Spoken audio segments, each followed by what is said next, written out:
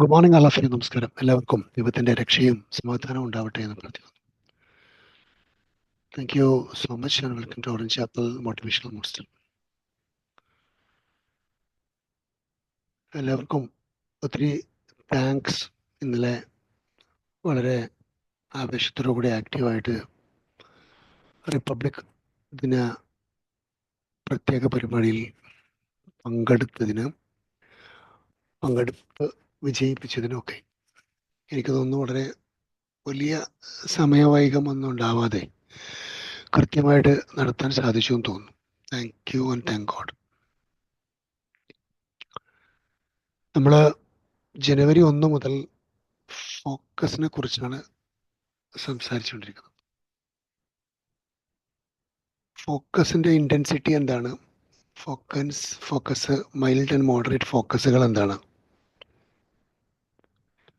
എന്തിന് ഫോക്കസ് ഉണ്ടാവണം, focus basically എന്തിനെ ബേസ് ചെയ്താണ് ഫോക്കസ് ഒരു ഹ്യൂമൻ ബീങ്ങിൽ ഉണ്ടാവുന്നത്, ഇങ്ങനെയുള്ള എല്ലാ കാര്യങ്ങളും അതിൻ്റെ ഫോക്കസിനെ തടസ്സപ്പെടുത്താൻ സാധ്യതയുള്ള എല്ലാ തരത്തിലുള്ള ഡീവിയേഷൻസിനെ കുറിച്ചും സാധ്യമാവുന്ന രൂപത്തിലൊക്കെ നമ്മൾ സംസാരിച്ചു.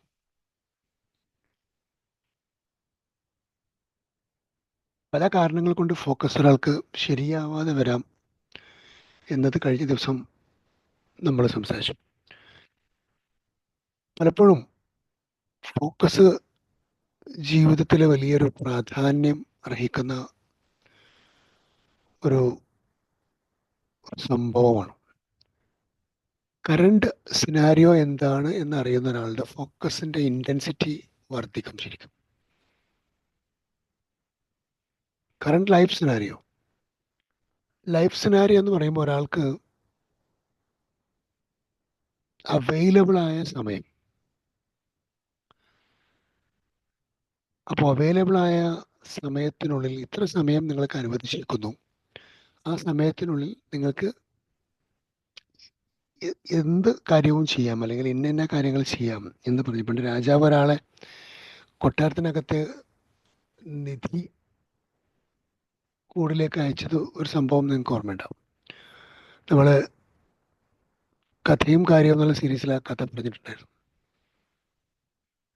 അപ്പോൾ ആ സമയത്തിനുള്ളിൽ അച്ചീവ് ചെയ്യാൻ പറ്റും എന്നുള്ളത് ബോധം വരുന്നത് അവസാന ഭടന്മാർ വന്ന് അദ്ദേഹത്തെ അതിൽ നിന്ന് പിടിച്ചുകൊണ്ടുപോകുമ്പോഴാണ്. പക്ഷേ വന്ന ഫോക്കസ് എന്താണ് എന്നുള്ളത് അതിനകത്തേക്ക് കയറിയ ഉടനെ അവിടുത്തെ മനോഹരമായ സൗകര്യങ്ങൾ കണ്ട് അന്താളിച്ച് നിൽക്കുകയും അവിടെ ഇവിടെയുമൊക്കെ നോക്കി നിന്ന് അവിടുത്തെ വ്യത്യസ്തമായ ഭക്ഷണങ്ങൾ, അറേഞ്ച് ചെയ്ത് വെച്ചിരിക്കുന്ന ഭക്ഷണങ്ങളൊക്കെ എടുത്ത് കഴിക്കുകയും പിന്നെ വലിയ മെത്ത കാണുമ്പോൾ ആ മെത്തയിൽ കയറി അല്പം റെസ്റ്റ് എടുത്തിട്ടാവാം ഞാൻ കളക്ട് ചെയ്യേണ്ട സ്വർണങ്ങളും ആഭരണങ്ങളും മുത്തുകളും പവിഴങ്ങളും എന്നൊക്കെ വിചാരിച്ച് കടന്നു പോവുകയും അവസാനം ഭടന്മാർ വന്ന് എഴുന്നേൽക്കൂ, നിങ്ങളുടെ സമയം കഴിഞ്ഞു, ഇനി പുറത്തേക്ക് പോകാം എന്ന് പറയുമ്പോൾ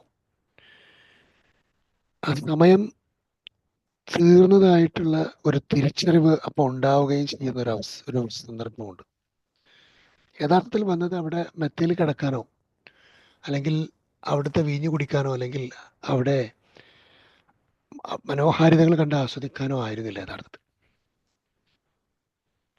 ഒരു ഓപ്പർച്യൂണിറ്റി കിട്ടിയതാണ്. ഇത്ര സമയത്തിനുള്ളിൽ ഇന്ന സാധനങ്ങൾ അല്ലെങ്കിൽ കഴിയാവുന്ന അത്രയും സാധനങ്ങൾ ഗ്യാദർ ചെയ്ത് നിങ്ങൾക്ക് ഇവിടുന്ന് പോകാം എന്നുള്ളൊരു ഓപ്പർച്യൂണിറ്റി ആയിരുന്നു. പലപ്പോഴും മനുഷ്യന്റെ അവസ്ഥ അതാണ്. ആ ഒരു ഓപ്പർച്യൂണിറ്റി ഉണ്ട് എന്ന് പറയുമ്പോൾ സന്തോഷമുണ്ടാവുകയും ആ യഥാർത്ഥ ലക്ഷ്യത്തിലേക്ക്, ഫോക്കസിലേക്ക് പോകുന്നതിന് മുമ്പ് കാണുന്ന സകലമാന ഡീവിയേഷനുകളിലും പെട്ടുപോവുകയും തിരിച്ചു പോകാൻ നേരത്ത് വന്ന ലക്ഷ്യം മറന്നു പോവുകയും ഒക്കെ ചെയ്യുന്നത് നമ്മൾ കാണാറുണ്ട്. ഇത് തന്നെയായിരിക്കും. അപ്പം ഇവിടെ സിനാരിയോ വലിയ ബോധം ഉണ്ടാവുക എന്നുള്ളത് വളരെ പ്രധാനമാണ്. ഉദാഹരണത്തിന് 50 വയസ്സുള്ള ഒരാൾക്ക് ഒരു 60-70 വയസ്സ് വരെ ആയുസ് കിട്ടിയേക്കുമെന്ന് വിചാരിക്കുകയാണെങ്കിൽ, ഒരു എക്സാമ്പിൾ, നമുക്കാർക്കും കണക്കാക്കാൻ പറ്റില്ല. ഇനിയൊരു 20 വർഷം കൂടിയൊക്കെ ജീവിക്കും എന്നുണ്ടെങ്കിൽ 365 ഇൻറ്റു 10 സമം 3650 ഇൻറ്റു 2, 7300 ദിവസം മാത്രമേ ഉണ്ടാവൂ ഒരാൾക്ക്. അപ്പോൾ ഇനി 7300 ദിവസമാണ് അവൈലബിൾ റിസോഴ്സ് എന്ന് മനസ്സിലാവുന്ന ഒരാൾ കറണ്ട് സിനാരിയോ റിയലൈസേഷനിലേക്ക് എത്തിച്ചേരും. കറണ്ട് സിനാരിയോ റിയലൈസേഷനിലേക്ക് എത്തിച്ചേരുമ്പം ആർക്കും നമ്മളെ ഡൈവേർട്ട് ചെയ്യാൻ സാധിക്കില്ല. പക്ഷേ ആ കറണ്ട് സിനാരിയോ റിയലൈസേഷൻ നല്ല ബോധത്തിൽ നിൽക്കണം. അത് നേരത്തെ പറഞ്ഞ പോലെ മറവി ഉണ്ടെങ്കിൽ, അതല്ലെങ്കിൽ ഫിസിക്കൽ എലിമെൻ്റ് ഉണ്ടെങ്കിൽ, അല്ലെങ്കിൽ അങ്ങനെയുള്ള പല കാര്യങ്ങളുണ്ടെങ്കിൽ ഇതൊക്കെ വിട്ടുപോകും. ഈ കുറഞ്ഞ സമയം കൊണ്ട് എത്ര കാര്യങ്ങൾ ചെയ്യണം എന്നുള്ളതിൻ്റെ ലിസ്റ്റ് നമ്മളെടുത്തുണ്ടാവണം.